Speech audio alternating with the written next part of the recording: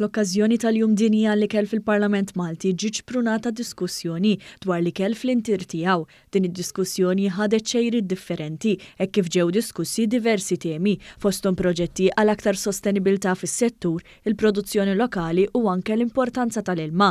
Numru ta' kelliema elenkaw l-importanza tal-effiċjenza tal-ilma sabiex tiġi żgurata s-sigurtà tal-provvista tal-ikel u l-produzzjoni lokali. Appellaw ukoll għal aktar proġetti sostenibbli kif ukoll aktar kollaborazzjoni mal-stakeholders. F'din l-attività pparteċipaw ukoll sensiela ta' kelliema barranin minn diversi organizzazzjonijiet Ewropej. Id-diskussjoni servit ukoll bħala opportunità sabiex issir promozzjoni għal produzzjonijiet lokali kif ukoll ħidmet il-bdiewa u s-sajjieda lokali.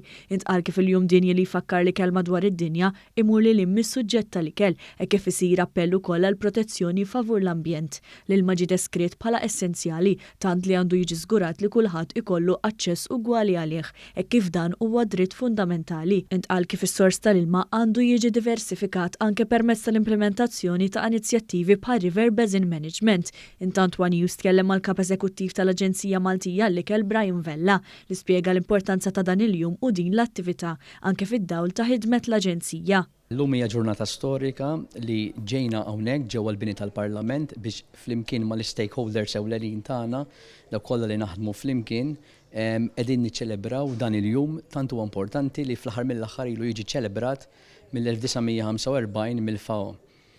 Dak li qegħdin nagħmlu hawnhekk ġewwa l-Parlament propju biex nagħtu sinjal ta' importanza li rridu nagħtu lill-ilma u l-ikel biex nimxu mat-tema wkoll u għalhekk m'hemmx post aħjar milli tiġi hawnhekk fl-ogħla istituzzjoni ta' pajjiżna biex tiddiskuti biex tixxerja l-idejat ma' dawk kollha involuti biex fl-aħħar mill-aħħar l-ikel u l-ilma nolluħu l-fuq anka fuq l-aġenda tal-pajjiż.